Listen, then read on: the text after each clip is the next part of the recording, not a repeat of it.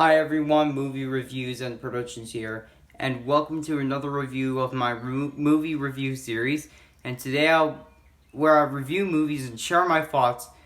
And today I'll be reviewing The Mitchells versus the Machines, how I like it, how I rank, and how I enjoy it. So yep, let's begin.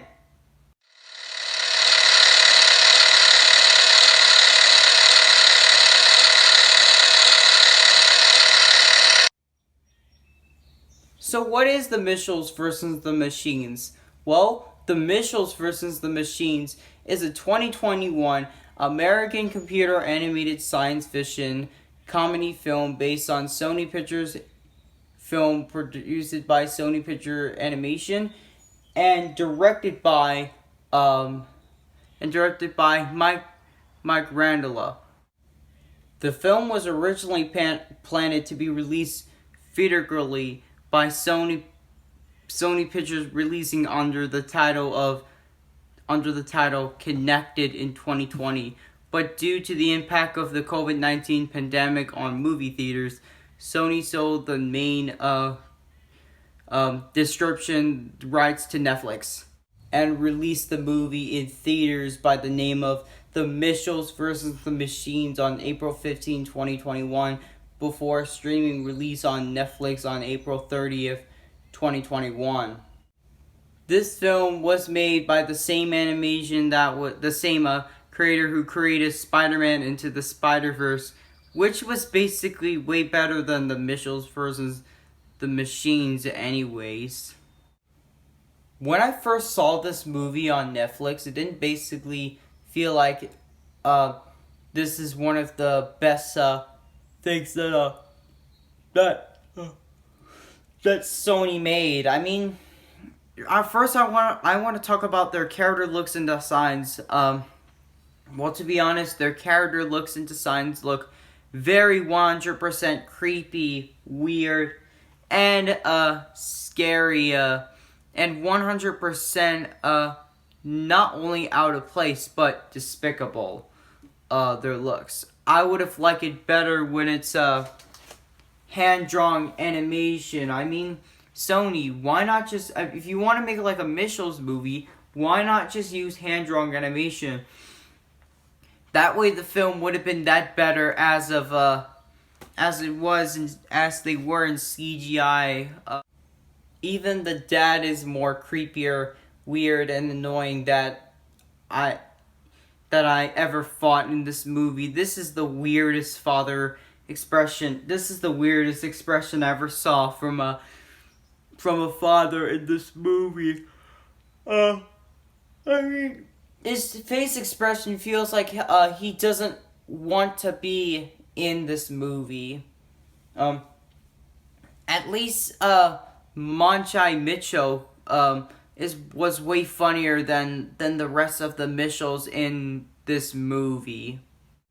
This movie almost ripped off Diary for a Wimpy Kid, The Long Haul, and any other road trip movies that were made due to the same road trip issues and same problems, but with future technologies and robots in this movie. This is one of the worst family movies I've ever saw on Netflix and made by Sony. I mean, no, seriously, I mean, I'm not kidding, I'm serious. I couldn't believe what I just saw on Netflix. It's just so bad, really bad, that it's causing me to rant on this movie. That's what I'm gonna do today. I'm gonna review on this movie. And I wasn't surprised that some scenes from the Mitchells made me laugh. From the Mitchells movie made me laugh, except the dog and other memes or overrated memes I just saw. But anyways, let's get into the review. I want to hear about the story about the Mitchells. So yeah, let's get into the story.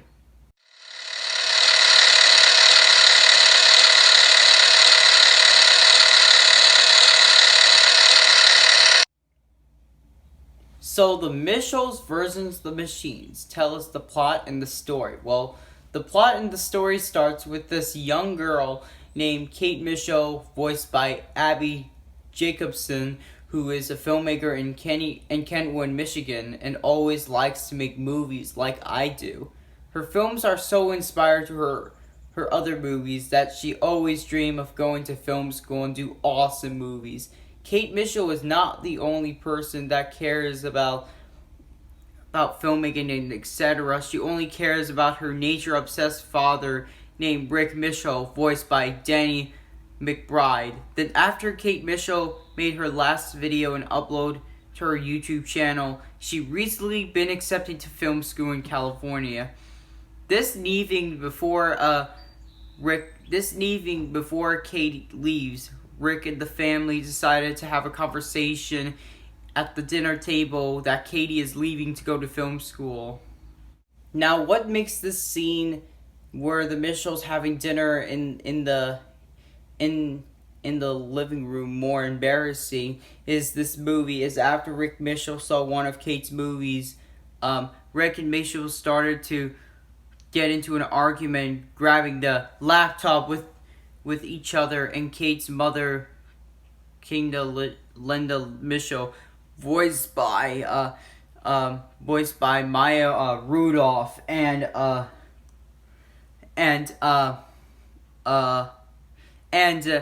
Aaron Mitchell, voiced by Mike Randall, started to feel embarrassed in this scene in this movie, and started to feel the same I feel in this movie, embarrassed. And I don't blame them. Who wants to see a parent and a kid fight in this movie? Anyway, not me. Then after Kate and Rick both fight and grab the laptop and the computer by their hands, Rick accidentally breaks her laptop after between the fight them over one of Kate's previous short films, leading the family to fear the relationship will forever be stained, and that's what's make this scene this movie is. Rick really needs to be careful for what he is doing, because especially since modern day electronics, especially cell phones, cost more money than cars are. So overall, after Kate Mitchell woke up and getting ready for film school, spoiler alert, Rick canceled Kate's flight and instead take her along with her mother Linda, younger brother Aaron, and the family dog Munchie on a cross road trip to her college as one of the last bonding experience. Now, don't get me wrong, I love road trips. I like going road trips with my family. I like to pack my bags and going on a vacation with my parents to any other place you can imagine.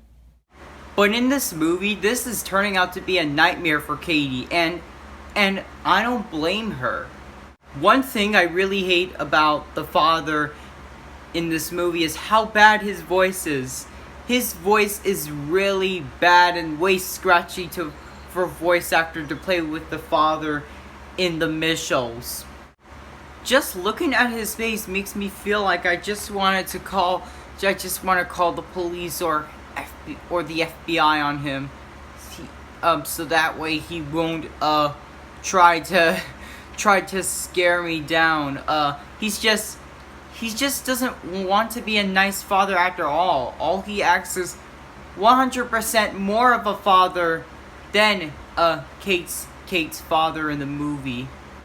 Meanwhile, technology emperor Mark Bolan, voiced by and Eric Andre, declares his highly intelligent ALPAL Soblin SE on visuals a new line of home robots in her place, which is a horrible choice to take over your house, because what if they even destroy your entire house and your home? That would not be good. So overall, PLA voiced by Silver-Owned Revenge. PLA, voiced by Oliver Coleman, takes over Mark's company and orders all the robots to capture humans worldwide and launch them into space. Mark knew it was going to be a bad idea to have robots to take over your house,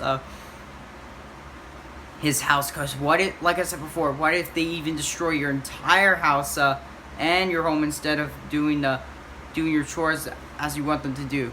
Unless if they're nicer robots like Roombas, for example. And I was right the entire film. Now I want to talk about the main antagonist in the movie. I mean, why is the smartphone the main antagonist in this movie? Yes, I know smartphones are more smarter than tablets to this day. But if I was the storyteller in the movie, I would have preferred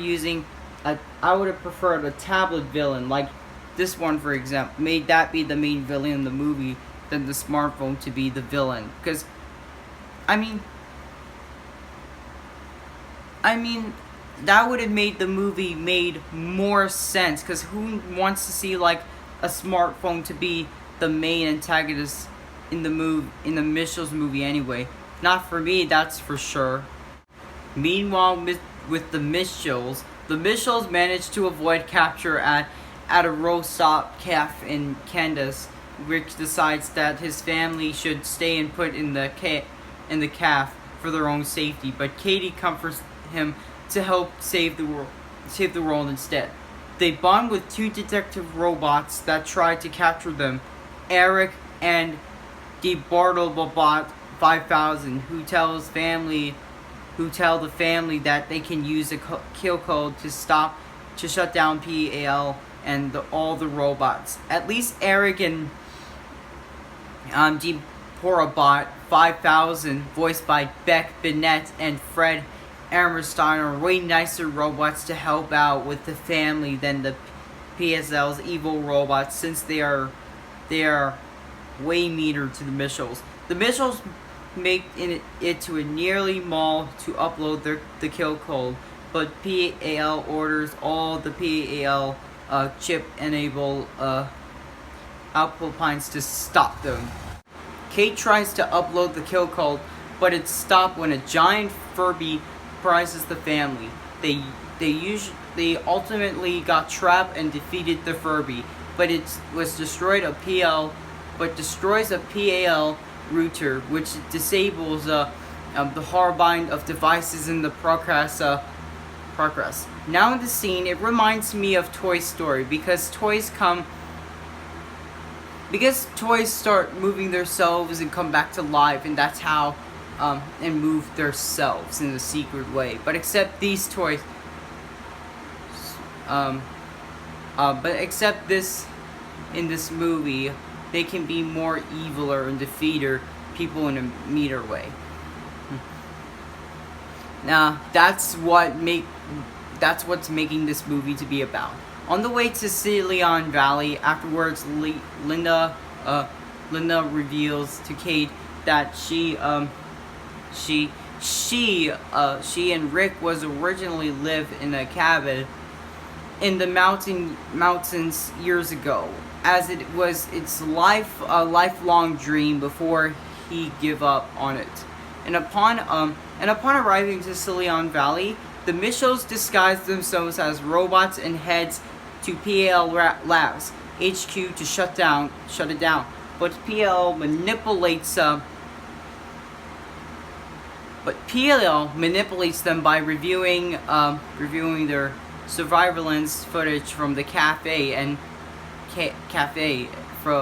of Katie telling Aaron in a secret that she was pretending to have faith in Rick so that he could take them to upload the killing code. The Mitchells dress up as robots wasn't the best plan in this movie, but however, but it was their best choice though. And then after they got caught by PAL and the Mitchells trying to shut it down, the kill code, the whole scene turned out that it was a fighting scene between the Mitchells and the machines themselves. The family was separated into groups of people to stop the improved robots, to stop PAL for destroying the world and the land with a kill code. After all that happened, Katie eventually finds and destroys PAL by dropping into a glass of smartphones. Since we all know that water destroys cell phones, and freeing all the humans and disabling all the robots except for Eric and Deep Robot. That was the perfect ending to have in this movie, but it's still worse though. A few months after uprising, Kate and her family arrive at the college as she and Rick shared one last heartfelt goodbye before she begins her school life. She later joins them on another road trip with Eric and Deep Robot to Washington D.C. to accept a Congressional Medal of Honor. Alright, so that's all of the plot and the story of the Mitchells versus the Machines. Now it's time to share my favorite and least favorite parts of the movie. So let's move on.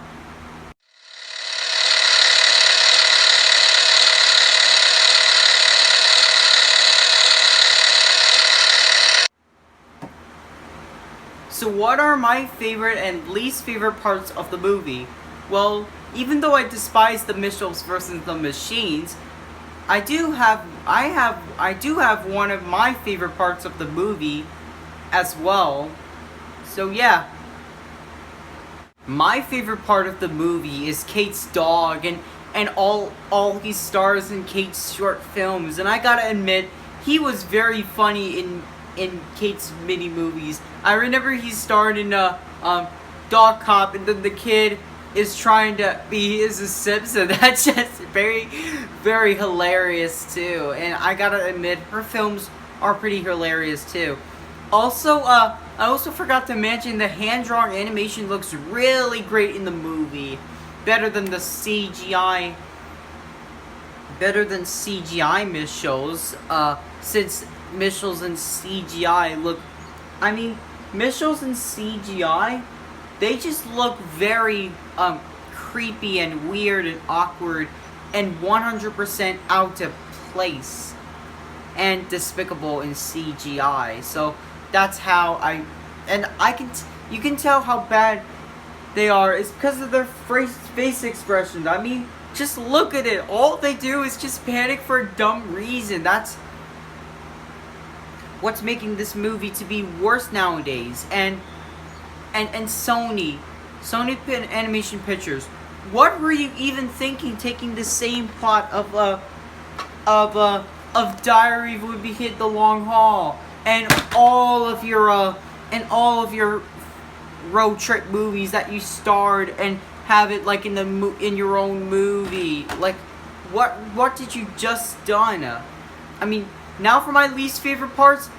Oh boy, where do I begin? The first scene I really hate is when Rick destroys Kate's computer, then destroy all the kids' cell phones and stepping on his bare foot. Like I said before, Rick, what were you even thinking? Why would you destroy the kids' cell phones and destroy the kids' computers? You don't realize, like I said before, modern electronics cost more money and 100% dollars than cars do. And you should be ashamed on yourself, Rick, for doing that. Then, and not to mention his face in the movie. Let me show you his face. His face in the movie, all he looks like he just he just doesn't look like he's innocent at all.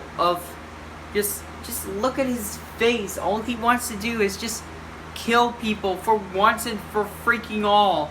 And the kid, oh my god, I really hate Aaron so. And the kid in this movie, and Aaron, oh my god, he is one of the most hated characters I really hate in this movie in a long time. There's this one joke when Aaron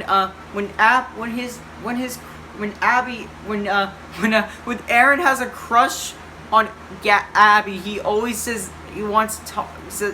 He always wants to talk to him, and then suddenly runs away from this innocent girl. And even his voice, he looks way worse than what I just thought. No offense, Sony Animation Pictures, but his voice for Aaron Misho voices doesn't look like in his voice doesn't look like he sounds like a 10-year-old kid. All he voices like he's just some kind of 15 or 20-year-old kid in this movie, other than 10. And even the rest of the Michos are way bad, especially the father. I mean, just look at his voice. I couldn't stand his voice anymore. His voice is so annoying in this movie. And the main antagonist, and PLA is not only the main antagonist I really hate in this movie. And PAL, he's, oh my goodness, she is one of the most, she's one of the worst main antagonist movies I've ever saw, and I really hate. She's one of the main antagonists I totally despise in a burning passion. Like I said before, I would have rather a villain tablet to be taking place on PLL spot, because like I said before, tablets, that would have made it more sense. And the last part, before the last part, Linda being a savage to the robots when she's really bad, and I mean no offense. And in this photo, and I gotta admit, in this photo, Linda Mitchell looks like she wants to she's in a bad mood for once. She's just acting like a savage to robots. I mean, this is basically the worst face expression I ever saw. I mean, this is way worse than the Emoji Movie. I mean, just look at her face. She looks way worse than I thought it could be. So, yeah. Also, I almost forgot one more thing. One more thing I really hate I despise is this scene. This scene where they draw like smiley faces. It just almost rips off the Lego Movie. That's what I really hate in this movie. And Linda Mitchell's tone, she's really in a bad tone, guys. That's the only scene I really hated in this movie.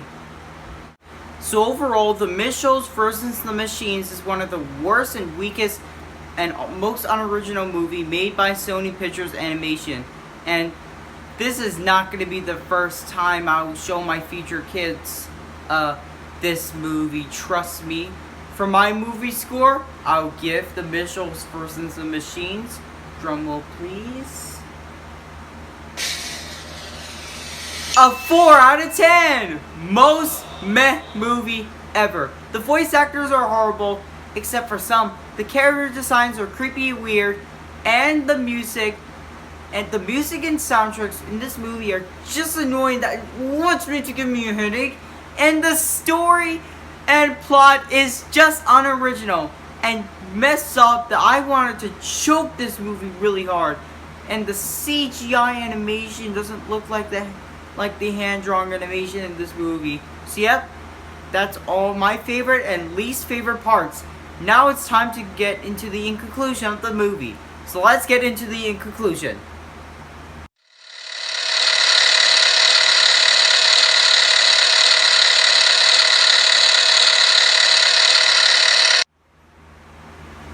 So in conclusion, The Mitchells vs. the Machines is one of the worst movies I've ever saw made by Sony Animation Pictures due to the story, the voice actors, the plot, and the music, and the character designs.